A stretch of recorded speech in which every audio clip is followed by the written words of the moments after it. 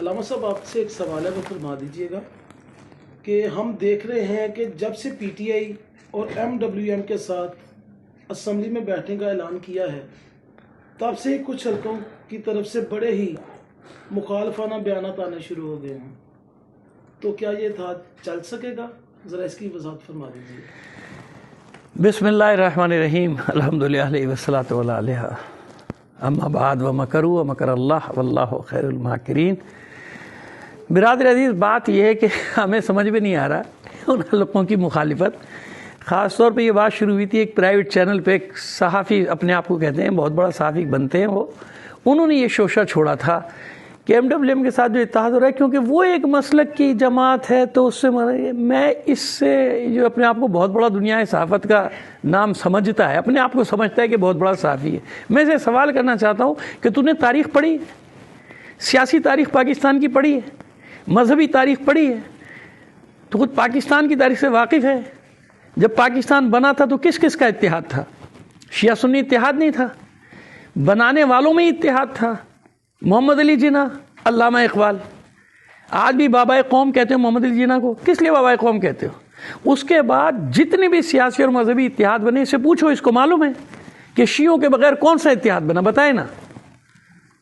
اسلامی یکجہتی کونسل سے پیچھے چلے جاؤ، وہ چلے جاؤ اسلامی یکجہتی کونسل میں، پھر اس کے بعد یہ ابھی متحدہ مجلس عمل جو بنی، جتنے بھی اتحاد بنتے ہیں کیا وہ سارے مسلک اکٹھے نہیں ہوتے؟ سیاسی اتحاد ہو یا وہ کہاں پر شیعہ تنظیمیں نہیں تھیں؟ ہماری جتنی بھی تنظیمیں تھیں اور پارٹیوں میں شامل تھیں، ایک عجیب و غریب شوشہ ایک چھوڑا گیا ہے کہ جیسے تاریخ میں کوئی پہلی بار ہو رہا ہے۔ کیوں ہماری سیاسی تنظیموں نے ماضی میں پیپلز پارٹی کے ساتھ اتحاد نہیں کیا تھا؟ اس وقت کیوں نہیں پیٹ میں درد ہوا؟ یہی ماضی میں ہماری شیعہ تنظیم نون لیگ کے ساتھ نہیں بیٹھی، مسلم لیگ نون کے ساتھ، اس وقت پیٹ میں مروڑ کیوں نہیں اٹھا؟ کیونکہ اس وقت پوری پلاننگ اور پوری سازش ہے عمران خان کے خلاف، یہ سب کچھ ہو رہا ہے عمران خان کے خلاف۔ لہذا اب وہ مخصوص حلقوں کی طرف سے جو ہار گئے، جن کا کوئی وجود نہیں ہے، اگر ان کی لوگوں میں جگہ ہوتی تو سیٹیں جیتتے نا، یہ انہی کو استعمال کیا جاتا ہے ہمیشہ اس ملک کے امن کو برباد کرنے کے لیے، تباہ کرنے کے لیے۔ یعنی جب ایک موقع ایسا بنتا ہے کہ تمام مسالک قریب ہو جائیں، تمام مکاتب فکر قریب آ جائیں، ان کو کھڑا کر دیا جاتا ہے۔ پہلے بھی ایسا ہوتا رہا کہ جتنے بھی اتحاد ناکام ہوئے تھے انہی شرارتوں کی وجہ سے، انہی دہشت پسند کہہ لیجئے، انتہا پسند کہہ لیجئے، جو بھی کہہ لیجئے، اور کسی نہ کسی کے اشارے پہ آپ یہ سوچیں کہ یہ فرقہ واریت کا فائدہ کس کو ہوتا ہے؟ بینیفیشری کون ہے؟ امریکہ ہے نا، اسرائیل ہے نا، گیا فلسطین، بیت المقدس، سب ادھر گیا۔ اتنی سی بات لوگوں کی سمجھ میں نہیں آ رہی ہے کہ ایک موقع ملتا ہے ایسا کہ تمام مسالے قریب آ جائیں، اور اسمبلی کے حد تک اتحاد ہوا ہے۔ اور MWM نے کب کہا کہ آ کے اتحاد کرو؟ آپ نے دونوں کے بیان سن لیے، MWM نے تو نہیں کہا، وہ آئے ہیں نا ان کے پاس اتحاد بنانے کے لیے، ان کو ضرورت ہے۔ اور MWM نے کیا کہا ہے؟ کوئی شرط رکھی ہے؟ کوئی سیٹیں مانگی ہیں؟ کوئی وزارتیں مانگی ہیں؟ ہماری قوم کو یہ بات سمجھنا چاہیے، پاکستان کے وہ کسی بھی مسلک سے، کسی علاقے سے، کوئی زبان بولنے والے ہوں، کچھ بھی ہو، سب کو یہ معلوم ہونا چاہیے کہ کب کون سی بارگیننگ کی ہے MWM نے۔ مانگی ہے کوئی سیٹ؟ مانگا ہے کوئی عہدہ؟ مانگا ہے کوئی منصب؟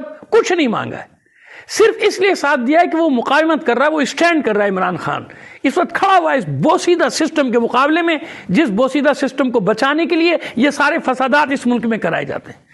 تو میں بلکہ اپیل بھی کرتا ہوں پاکستان کے عوام سے، تمام لوگوں سے اپیل کرتا ہوں کہ اپنے ملک کو بچاؤ ان شرارت پسندوں سے، یہ جتنے بھی اشرار ہیں ان سے بچاؤ اپنے آپ کو۔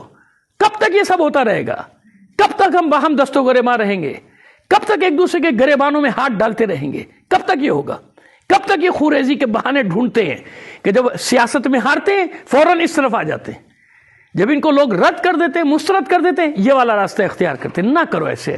اللہ کی بارگاہ میں جانا ہے، سب کو جانا ہے۔ خاص طور پہ میں ان علماء کرام کو خراج عقیدت پیش کرتا ہوں، سلام پیش کرتا ہوں ان علماء کو کہ جن علماء نے اس نازک وقت میں اس مسئلے کو سمجھا ہے اور وہ کھڑے ہو گئے اس ٹولے کی مخالفت میں، کہ جو ٹولہ جس کو باقاعدہ شہ دی جا رہی ہے بعض میڈیا ہاؤسز بھی، بعض میڈیا ہاؤسز، اور میڈیا ہاؤسز نہ صحیح تو ان پہ بیٹھے ہوئے کچھ شرارتی لوگ، کچھ خیال نہیں ہے اس ملک کا، لوگوں سے محبت نہیں ہے، عوام کا درد نہیں ہے، کبھی ہندوؤں کے نام پہ، کبھی مسیحوں کے اوپر حملے، کبھی ہندوؤں پہ حملے، کبھی سکھوں پہ حملے۔ کیا چاہتے کیا ہو بھائی تم لوگ؟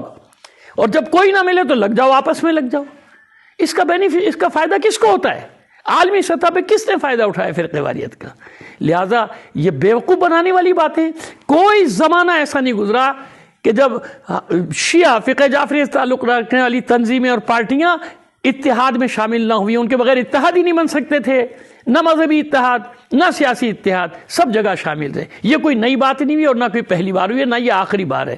پہلے بھی ناکامی ان لوگوں کا مقدر بنی تھی جو ملک کے دشمن ہیں، جو دین کو اپنے فائدوں کے لیے استعمال کرتے ہیں. انشاءاللہ بعد میں بھی یہ ناکام ہی ہوں گے.